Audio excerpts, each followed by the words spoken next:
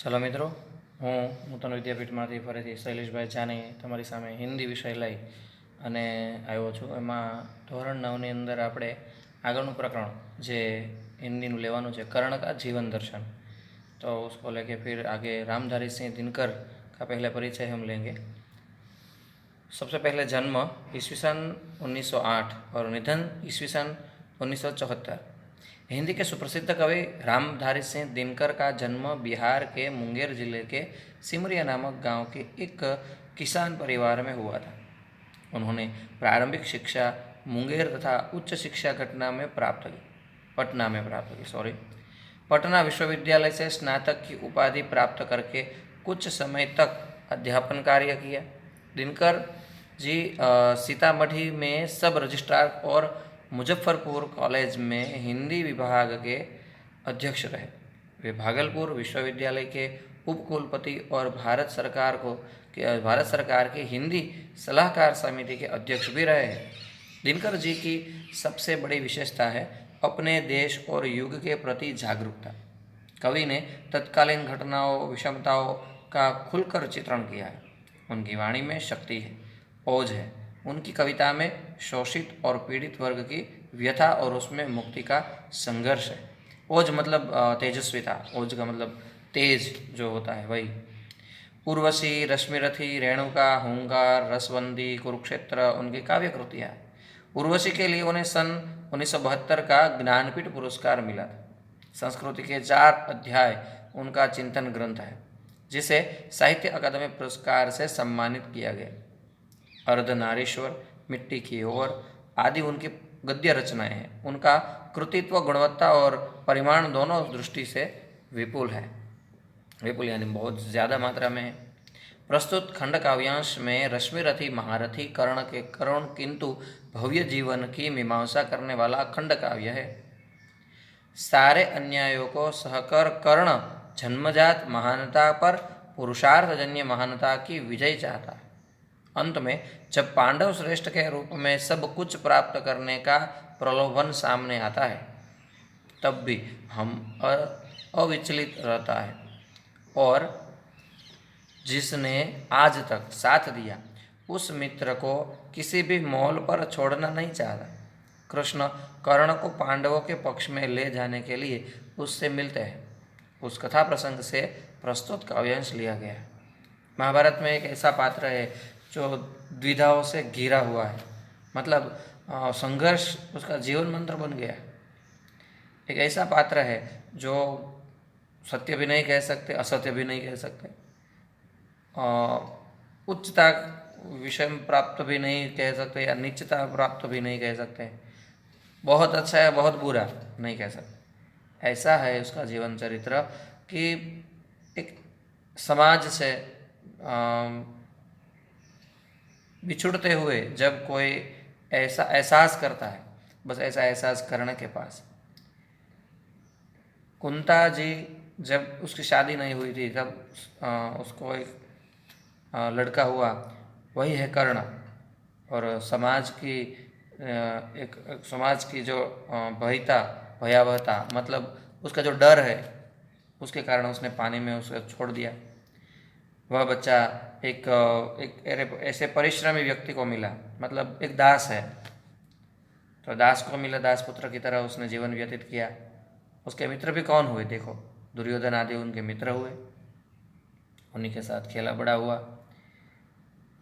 जब पांडवों आदि ने उसका जब अपमान किया, उसको मानसिक ताड़न किया, तब उसके साथ दुर्योधन खड़ा रहा. अब वो उसको कैसे छोड़ सकता है, मतलब वह उसके ऊपर किया गया जो उपकार है उस उपकार को भूलना नहीं चाहता. कर्ण एक ऐसा व्यक्ति है जो खुद जानता है कि मैं गलत हूँ, लेकिन फिर भी वो सही की ओर नहीं जाना चाहता, क्योंकि वो किसी के एहसानों के तले दबा हुआ है. कई बार हम सोचते हैं कि क्या इस तरह से जो उसने रास्ता अपनाया वो सही था, गलत ही था. अगर वह सही होता तो भगवान कृष्ण उसको समझाने नहीं जाते.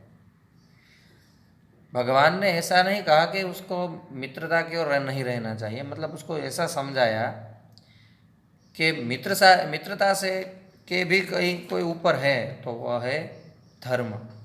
हमारे लिए धर्म श्रेष्ठ होना चाहिए। मैं पांडवों के पक्ष में हूँ, मतलब मैं पांडवों का पक्ष लेने वाला नहीं हूँ, मैं धर्म का पक्ष लेने वाला हूँ। पांडवों के पास धर्म है इसलिए मैं उसके पास हूँ।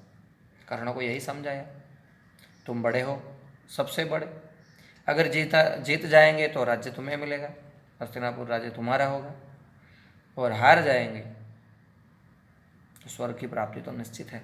इस तरह से कई बार उसको समझाया, लेकिन कर्ण नहीं माना, क्योंकि उसने अपने ऊपर उसने ऋण है, मित्रता का ऋण है, वह छोड़कर जाना नहीं चाहता।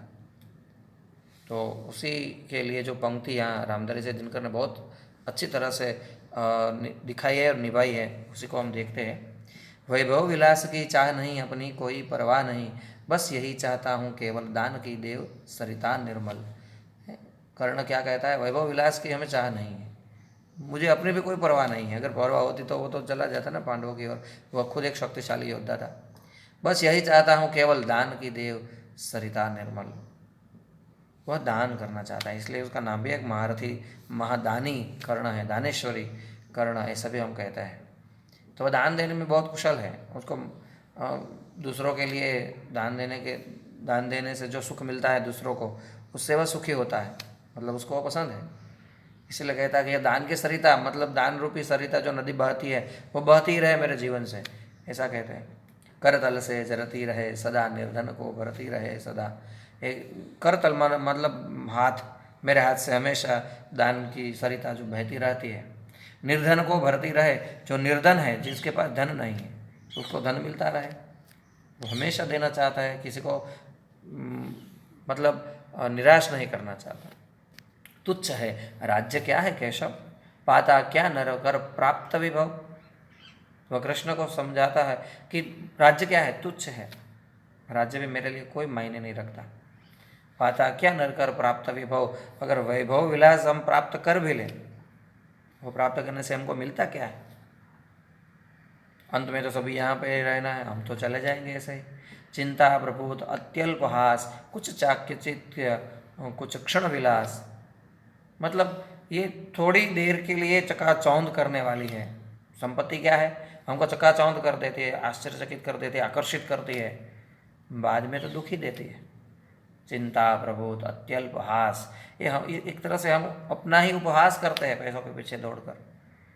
ये चाकचित्य है, ये चकाचौंध करने वाली संपत्ति नहीं चाहिए, क्षण है, पर वह भी यही गंवाना है, कुछ साथ नहीं ले जाना है, यहीं पर गवा देना है हमें, कुछ साथ ले जाना नहीं है। मुझसे मनुष्य जो होते हैं कंचन का भार न ढोते हैं, मेरे जैसे जो मनुष्य है वो कंचन यानी सोने चांदी का भार ढोते नहीं, मतलब वो उसका भार लेकर नहीं घूमते फिरते। पाते हैं धन बिखराने को, लाते हैं रत्न लुटाने को। धन पाते हैं लेकिन बिखराने को, दूसरों को दे देने के लिए। रत्न लुटाने को, जो भी रत्न हमें मिलते हैं, माणिक्य रत्न आदि जो भी मुझे मिलते हैं, मैं दूसरों के लिए कमाता हूँ, मुझे कुछ भी नहीं चाहिए, ऐसा कहते हैं। जग से न कभी कुछ लेते हैं, दान ही हृदय का देते हैं। अपने जगत से उसके किसी भी तरह की आशा नहीं है, वो देने के लिए बना, इसलिए कहता है दान ही हृदय का देते हैं। मैं सिर्फ अपने हृदय का दान देता हूँ, इससे ज़्यादा कुछ नहीं। लोग मुझे चाहते हैं, बस मेरे लिए वही है। प्रासादों के कनकाभ शिखर, होते कबूतरों के ही घर। प्रासाद मतलब महल, बड़े बड़े महल शायद हम बना भी लें, लेकिन उसमें ऊपर तो बस ऐसे कबूतर आदि सब रहते हैं घोंसले बनाकर, बस उसी के लिए ही शायद घर बनाते हैं। हम तो संपूर्णतया उसमें रह भी नहीं पाते। महलों में गरुड़ न होता है, कंचन पर कभी न सोता है। गरुड़ भी पक्षियों का राजा है, वो कभी महलों में रहता है नहीं, और कंचन पर कभी नहीं सोता है, वो कभी सुवर्ण पर ही बैठता है क्या सोता है, हमने सुना है नहीं, पत्थरों पर ही घूमता फिरता है। बसता वह कहीं पहाड़ों में, शैलों की फटी दरारों में है, पहाड़ों में रहता है। शैल मतलब पर्वत, डूंगर, जो हम कहे ना पर्वत के आदि जो पत्थरों के बने हुए बड़े बड़े विशाल महाकाय हिमालय जैसे पर्वत, तो उसे शैल कहते हैं। शैलों की फटी दरारों में, उसके बीच में अगर कोई दरारें हैं वहाँ पे वो गरुड़ रहता है। उसकी महत्ता वहाँ पर है। होकर समृद्धि सुख के अधीन मानव होता नित तपक्षीण। समृद्धि सुख के अधीन कभी नहीं रहता, मतलब हम समृद्धि के बीच में सुख को ढूंढते हैं, मतलब वह सुख वहाँ नहीं है। मानव होता नित तपक्षीण, ऐसा मानने से उसका तप क्षीण हो जाता है, धीरे धीरे उसका यश सम्मान नहीं रहता। सत्ता किरीट मणिमय आसन, सत्ता भी क्या है, कुछ देर का आकर्षण, कुछ देर का एक अभिमान मिल जाता है, नहीं, वो ठीक नहीं है। करते मनुष्य का तेज हरण, वो मनुष्य का तेज हरण कर लेता है। आज कोई भी नेता हो या पहले राजा थे, प्रजा कभी भी किसी की वाह वाह की है नहीं, कुछ भी कर लो उससे में निंदा ही मिलती है। नर विभव हेतु ललचाता है, वैभव के हेतु नर जो ललचाता मतलब लालच करता है, पर वही मनुष्य को खाता है और वही लालच उसको खा जाता है, मतलब उसकी प्रगति नहीं हो रही और उसके दुर्गति शायद उससे होती है। तो यही समझाना बाकी था। आगे कर्ण ने कहा, चांदनी पुष्प छाया में पल, नर गले बने सुमधुर कोमल। चांदनी पुष्प छाया में पल रही है, मतलब जो कोमलता है पुष्प और छाया के अधीन है।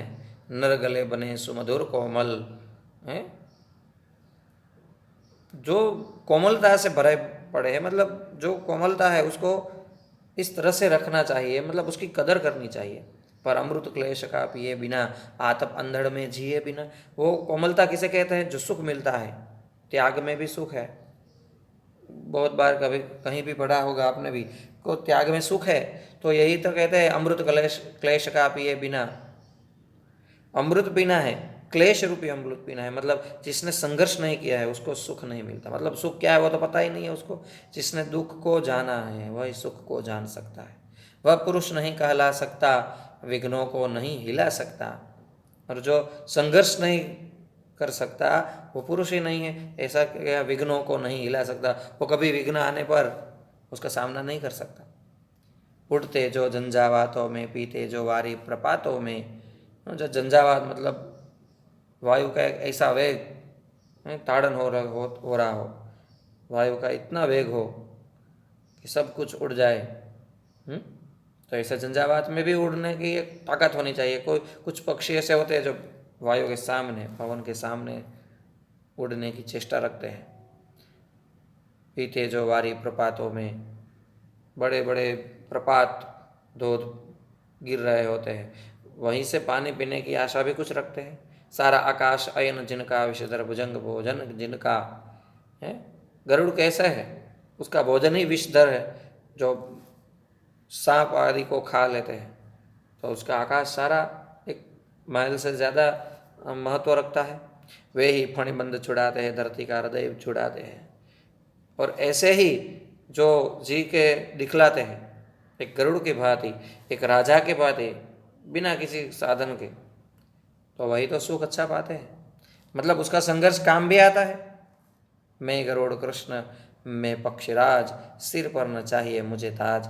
बस उसी तरह पक्षीराज हूँ मैं, मुझे सिर पर ताज नहीं चाहिए, मुझे राज्य नहीं चाहिए। दुर्योधन पर है विपद घोर, सकता न किसी विषय उसे छोड़।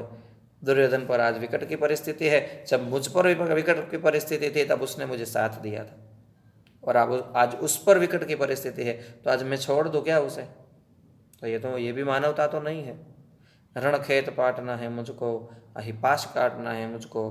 अहिपाश, जो मैं बंधन में हूँ, उसी बंधन से छुड़ाने का तो मैं प्रयत्न अपने आप को कर रहा हूँ, किसी और को नहीं। उसकी मित्रता में बंधा हुआ हूँ, उसी बंधन को मैं तोड़ने की चेष्टा करता रहता हूँ। तो यही समझाने के लिए बहुत अच्छी तरह से दिनकर जी ने हमारे सामने यह काव्य रखा, और बहुत अच्छी तरह से कृष्ण को उसने जवाब भी दिया। कृष्ण कुछ नहीं बोल सके उसके सामने, और टिप्पणी आदि जो दिए है, सवाल जवाब है, मतलब स्वाध्याय है, तो उसको हमें तैयार करना है, लिखना है।